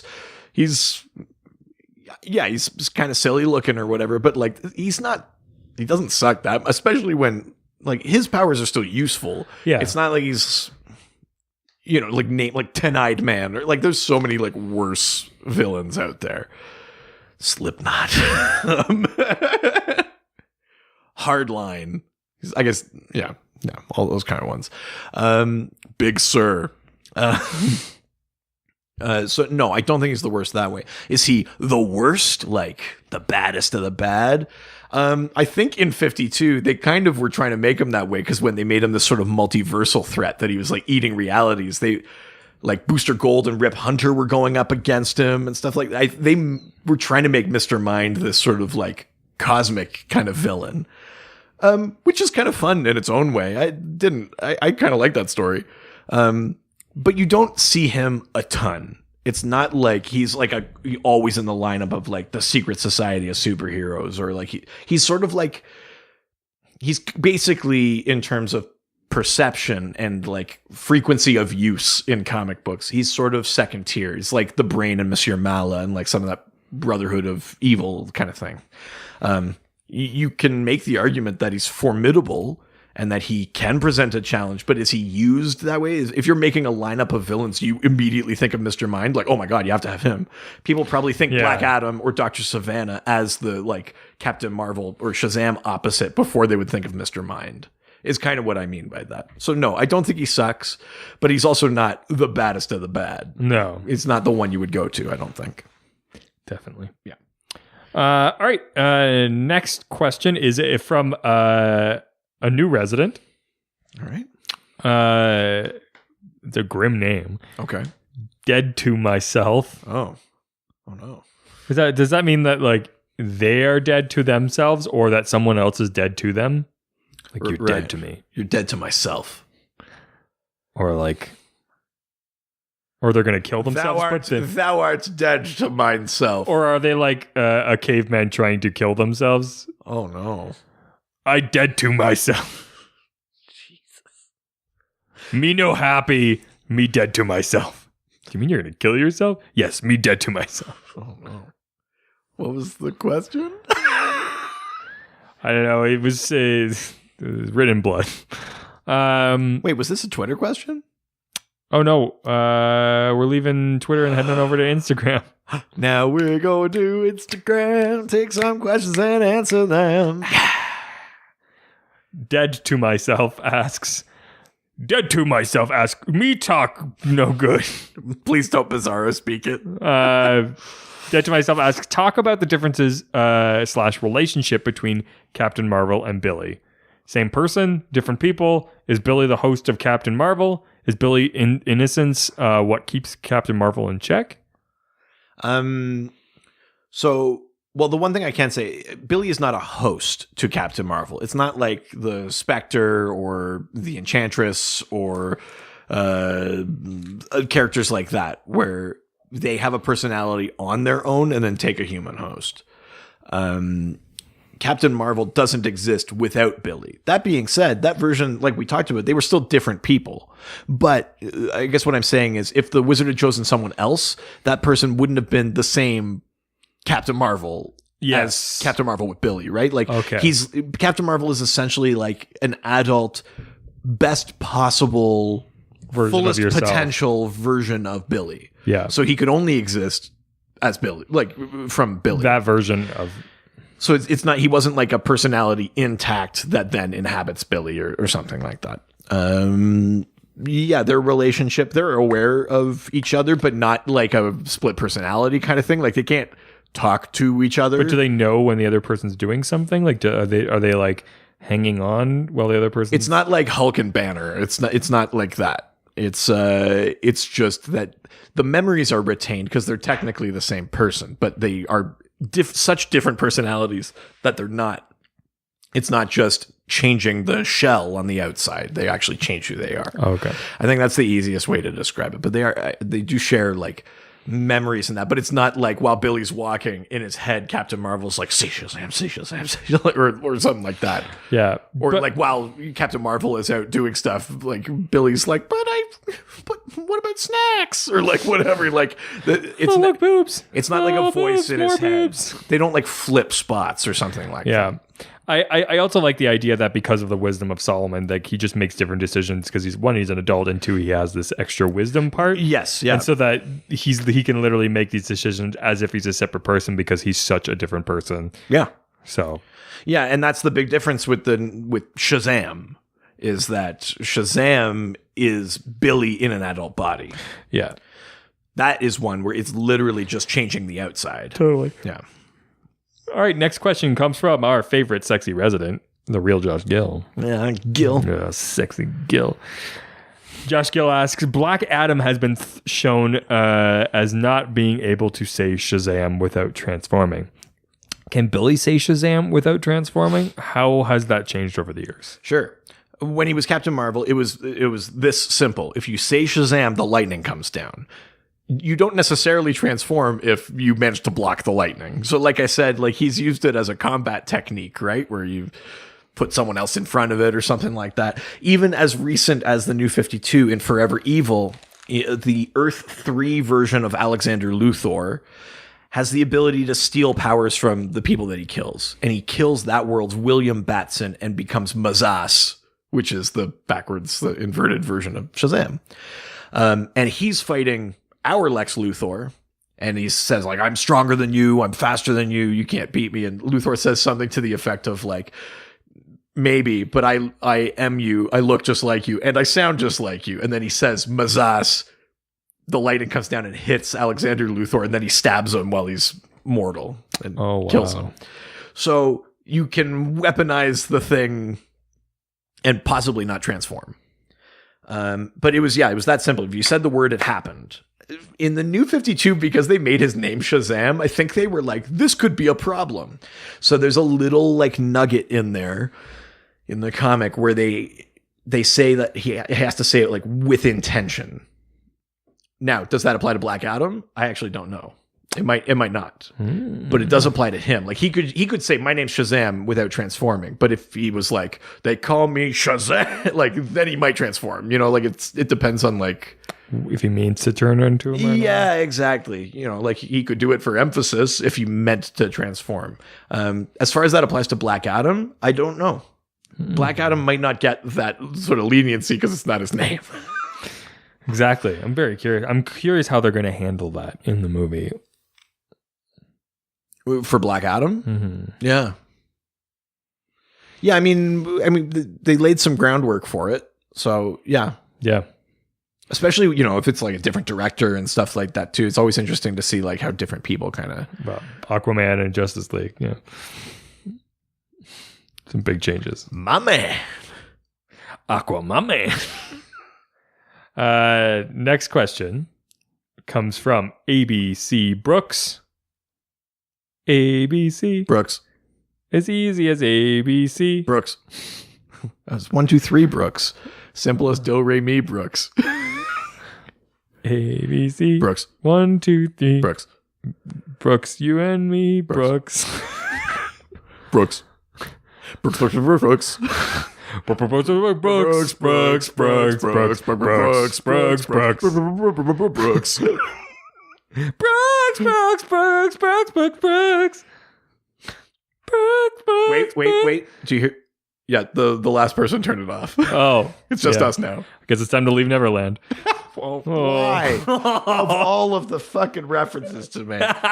Jesus. It's the second time I've done that, I think, on this podcast. Gabrus said it weeks ago, and it's still like stuck in your head. Yeah, it is. Well, it's also just part of the zeitgeist. I think it's not just because of Been Gabriel. part of the zeitgeist for 20 years. We all knew. I know, but I mean that specific term. I can't believe it's being treated like a bombshell. It'd be like if they came out with a documentary tomorrow and they were like, "Did you know that Woody Allen is creepy?" It's like, yeah. Did you know that the band Van Halen fucked a lot of girls? What?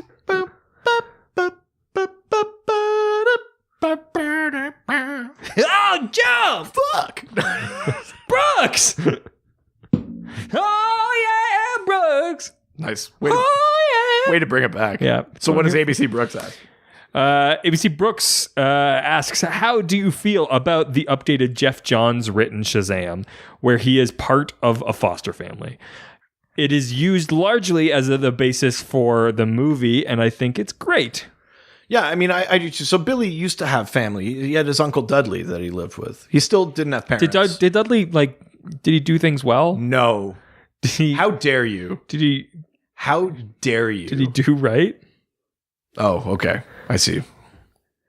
What did you think I was going to do? Well, normally when you talk about uncles, we have to edit it out. Oh. Let me tell you about my uncle. No. Yeah, in the new 52, they made Billy a foster kid. Did he breathe fire? They also made him like, he was like, maybe not as just outwardly goody two shoes. He was sort of like a kid that was like, I don't want to say cynical because that's also not it, but he was just like a hard life. Yeah, he had a hard life and it showed, but he was still good in his core. And yes, that's the version that the film is based on. That's the way the character is now. And a lot of people didn't like that. They liked the idea of a kid who, it didn't matter what life dealt him. He was just like, great. Like, and that's a fair criticism, I think. But I like the new 52 one. It's different. It's essentially a different character, but I don't have a problem with it. I think it's interesting. It's for someone who really liked Spider-Man as a kid, and then we got Miles Morales. Yeah. It's more of the same. It's more. It's not like it gets rid of the thing that you already liked. Yes, it's just a different interpretation of it. Shut the fuck up and read the comic. I mean, yeah. I mean, the one thing that I will say is that if you like Miles Morales, there are also still. Or you don't like Miles Morales, there are also still Peter Parker comics. Well, there are still other, there's still, you can go back and read Shazam. I know, but yeah, fair enough. But I do think there's space in the marketplace for someone to write a really good, ongoing old school Shazam. Earth 5. Yeah. Where it just is like the old timey thing. I think there's a space for that. And if someone could write it, that'd be dope. Yeah. Heath. Yeah. But I like that new 52 one. And then he had a fun sort of friendship with Cyborg that developed in the Justice League comic and stuff like that. And yeah, I liked him in there. Yeah. And he's been relatively absent in the Rebirth era up until 4 months ago or whenever Jeff Johns' new Shazam series started coming out. Yeah. And it's great. I really like it. But we've been sort of woefully lacking Shazam in the last few years up until then. Definitely. Yeah. All right, let's leave Instagram and head on over to email. Check the email. It's not even the same number of syllables anymore. Don't worry about it. Email comes from Forgotten Youth. Talk about my life. Oh. I almost started singing Wasted Youth by Meatloaf. Talk about they say that I'm in need of some radical discipline. They say I gotta face the truth. That I'm just another case of arrested development. I'm just another wasted youth. Okay, sure.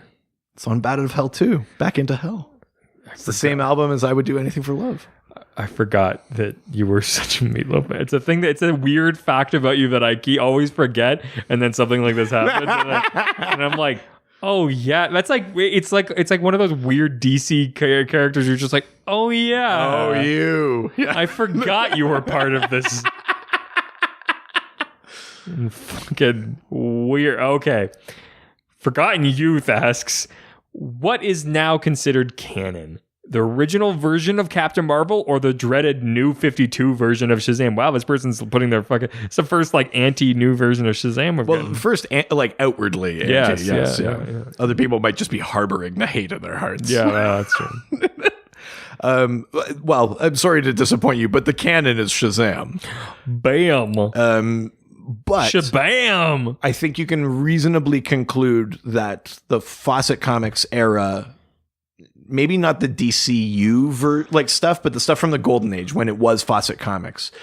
I think that stuff you can reasonably conclude is canon on Earth 5. Yeah. We saw Earth 5 very briefly during the Multiversity. Grant Morrison wrote a one-shot called Thunderworld, and that takes place on Earth 5. Oh, okay. And you see the Marvel family, the Lieutenant Marvels, you see, or as we would say in Canada, the Lieutenant Marvels. You see like the Rock of Eternity, the Wizard, Dr. Savannah, a whole bunch of characters are in there. And I think you can reasonably say that stuff is canon on Earth 5. But as far as like prime continuity, you're reading comics now, what counts, what doesn't, New 52 Shazam is it. Like even the stuff from like Day of Vengeance, like I'm not even sure that happened, you know? Really? I mean, we know Infinite Crisis happened just because the crises always technically happened. But like some of the specifics, you know, like that fight I described between Captain Marvel and the Spectre, that might not specifically have happened in the past anymore. Okay. Until a writer comes along and says, yeah, that definitely happened. It didn't. You know what I mean? A writer comes along. Yeah, that happened. Yeah, I mean, that's... A DC writer comes along. Yeah, that happened. It's a catchy song, and that's exactly how continuity works. It didn't happen until someone specifically says that it hasn't happened, but it's not too late to write it. Write it great.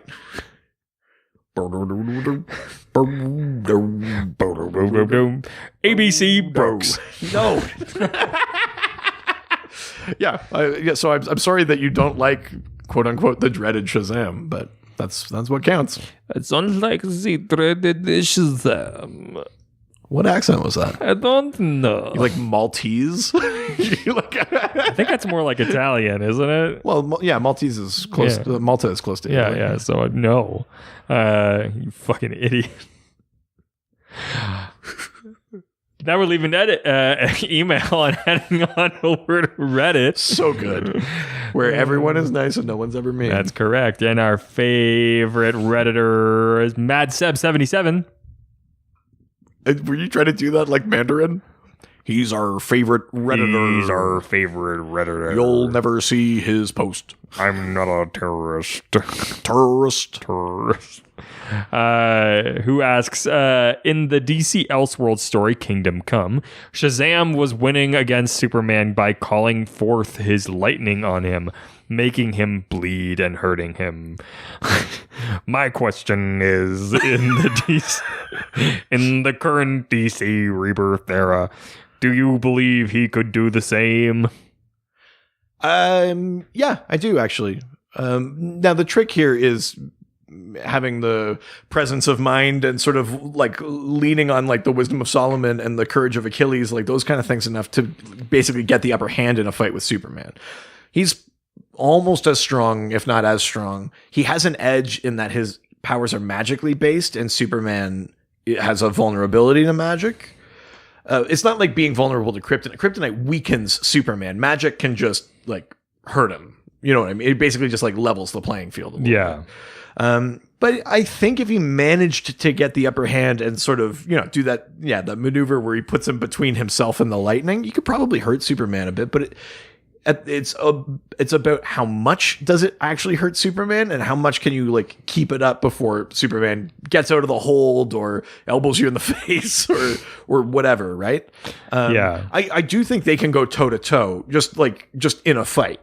They can absolutely do that. And there have been versions in comics where it goes both ways, I'm pretty sure. But specifically to answer, can he still weaponize his lightning? Would that affect Superman? Yes, I think it would. Yeah. But now that he also just shoots lightning, he could do that too. You know what I mean? Like, that's magic lightning, basically. It's Zeus's lightning. He could also just use that on him too. Oh, yeah. Well. Yeah, why would you need... It's not as powerful as the big lightning bolt, but you could still do it. Yeah. Next question comes from the other doctor. It's Dr. Hoot. Hoot, hoot, hoot. He's more of a good time doctor. You'd like to say he's a hoot. I'll let that one go. Oh, thank you. ABC Brooks. Don't you get it? What? Did you hear my joke? No. I will let that one go. Go fuck yourself. I don't give a hoot. It's Dr. Hoot asks, aside from Jeff Johns, who's doing great on the title now, who is a writer you'd like to see do a long run on a Shazam solo title? What aspects of his character would you like to see further developed? Ooh. Well, I think I'm going to come back to the thing that I mentioned earlier. I feel like the wisdom of Solomon is missing. And like I said, I think with this version where he's still a kid, I think you need to make it more of a thing he has to choose to use as opposed to just being in him. But if he encounters a situation, he can like access the wisdom of Solomon. Like you have to find a way to make that power dynamic, and make it a thing he can use so that you can keep him as a kid in an adult superhero's body, but still that's still a part of him, because right now it's just missing. He basically is down a power. I mean, you replaced it with lightning, I guess, but like it would be better to have the wisdom. Yeah. So that's the one thing that I'm really missing. As far as someone to write him, it's just just slip into it. Eh? I would actually really like to see Gail Simone. That's what I was gonna say. Do it. Is it weird? And specifically that like New 52, like the post Flashpoint Shazam version. I'd like to see Gail Simone write that, I think. We need someone fun on art, like Babs Tarr or Amanda Connor or Michael Chow. Yeah. Or Jorge Jimenez or something like that. I think I'd be down for that. Yeah. What about you? Is there an aspect of the character that you'd like to see more explored? I'd like to see. I'd wonder, like, I just think that like none of the individual abilities have been really explored to their full potential. Like, it's more of just vaguely like collection of these things instead of like a deep dive into them. Sure. We need to see like what is the full extent of what each of them mean. Like we talked a little bit that the courage of Achilles is not only courage but maybe also fighting skill. But like what else is rolled into some of these powers? Yeah, exactly right. Who would I want to see? Chris Claremont. Ooh. That would be interesting. That's the X-Men guy, right? Yeah. But he's done a bunch of DC stuff. No, I know, but I mean, he's known for X-Men. Yeah. I just think, I think that he would be interesting. With maybe, I would, probably like Michael Chow or something like that. But yeah, nice, definitely. All right. Oh my God, that's it. I have a proposal for this segment coming up this week. Oh no. Instead of the usual dial doc. Okay. What if this version was we had to take our names and give ourselves Shazam powers based on the letters of our names? So my name's Rick. You're just trying to make it shorter. But let's say instead of the letter standing for a person, let's make it stand for a power. Oh, okay. So you got to pick powers based on the letters of your name, and that's sort of the conglomeration of powers that you get. Okay. Well, I'm going to go first then. Sure. Let's do R stands for radioactive. Okay. Like that you can control it, or you're just constantly radioactive like Negative Man? I'm just like, oh, God, I feel so sick. Oh, and you're not immune to it? No. Oh, Jesus. Yeah. Can the I be for immunity? No. Okay. I stands for intolerance to radiation. So it's doubly bad. So you're just dying. Yeah. Does the D stand for dying? Hold on, C stands for cancer that I got from the radiation.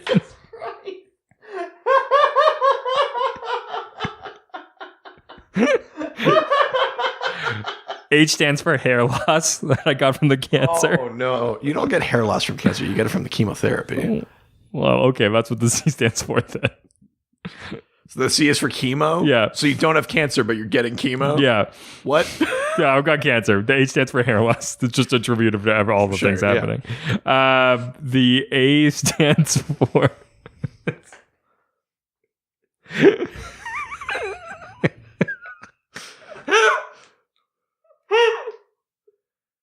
The A stands for all your regrets. Yeah, why not? Let's do it. That's actually really funny. The other R stands for the regrets. It was all your regrets. Yeah. And the D stands for dying. Wow. So let's just back up. I said, let's give ourselves superpowers, and you committed yourself to a slow, painful death by radiation poisoning. Yeah. Wait for my next issue. Oh, no. I know I'll be. Wow. Okay, well...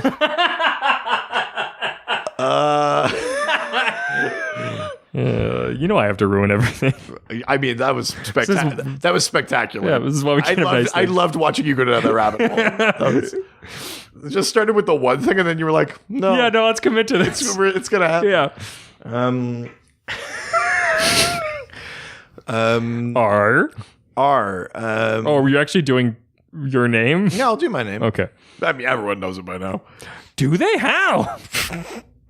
Yeah, go back through. Must be some episode. Must be some Mr. Minds in here. Nice. You're learning something. Yeah, that's what I'm here for. The R stands for reflexes. Ooh. Have incredible like agility and just sort of like preternatural like senses of my surroundings and what's happening. It's going to keep you away from getting radiation poisoning. Exactly. I have such good reflexes that even radiation can't get me. Oh, okay. E. That's a Friends reference. No, it's E for everyone's favorite Vinny Chase friend. Yes, I am E from Andre. Yeah. So R is reflexes. E is electricity manipulation. Obviously, That'll help you explode the bombs before they hit the ground, then you can't get radiation. well, but yes, you're very hung up on it. I understand that your life is difficult. I'm sorry, that's the one thing I have to talk about. That you had a great life, and then you said Richard, and you were just dying in a hospital bed. Luckily, when I say it again, I actually am fine. So.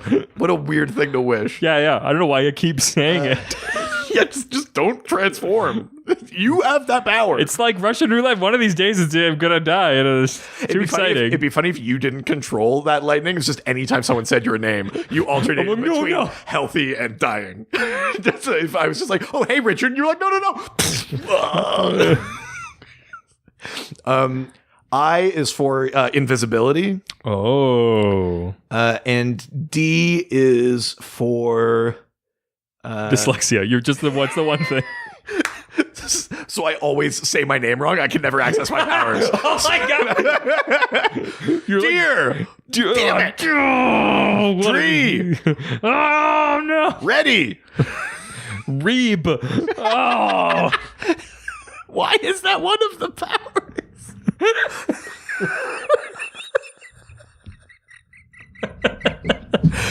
Amazing. Yeah. I love that. Yeah, I feel like that's good. We nailed it. I actually like that. Who's gotta have one weakness? Come on. Yeah, that's good. We would love to hear what type of characters you could come up with. Yeah, what powers do you get? Take based your on names. Your name? Yes, Yeah. let's do a hashtag name game and give us the powers based on your name. Yeah. Could they beat radioactive? Man?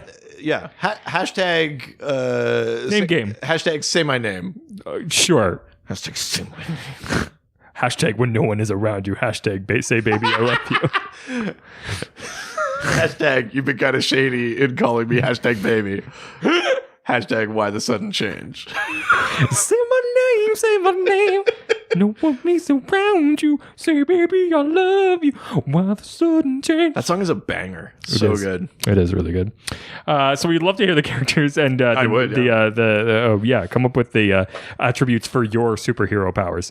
All you have to do is use the hashtag say my name Yeah. and all the subsequent hashtags apparently. And Hashtag say my name. Hashtag whatever the shame one was. I don't even remember now. Real shame. Yeah. It's hashtag real name or hashtag real shame. Yeah, Remember, that's right. we're voting on whether or not that name was real. Yeah, that's right. And then, of course, add the hashtag DialDoc in there, right. And send us your idea this week. I'm very curious for some of the more complicated names out there. Yeah. But all you have to do is send us a question or a hashtag DialDoc and nerd out with us online using these social media platforms such as Facebook, Dr. DC Podcast, Twitter, at Dr. DC, Instagram, Dr. DC Podcast. Send us an email, drdcpodcast@gmail.com. hang out on our subreddit, r/Dr_DC. Also, not only can you talk to us online, but you can also read some of our DC-specific articles or buy some of our merch. Buy our merch on our website. drdcpodcast.com or .ca. Buy our merch. Buy our merch. Buy our merch. Buy our merch. Buy our merch. Buy our merch. Buy chow our merch. ABC Brooks. Was that you trying to Ciao. sign off? Doc phone. Oh, yeah, you can give us a call too. 208-917-DCEU. That's 208-917. 3238. Ciao, ciao. Adios.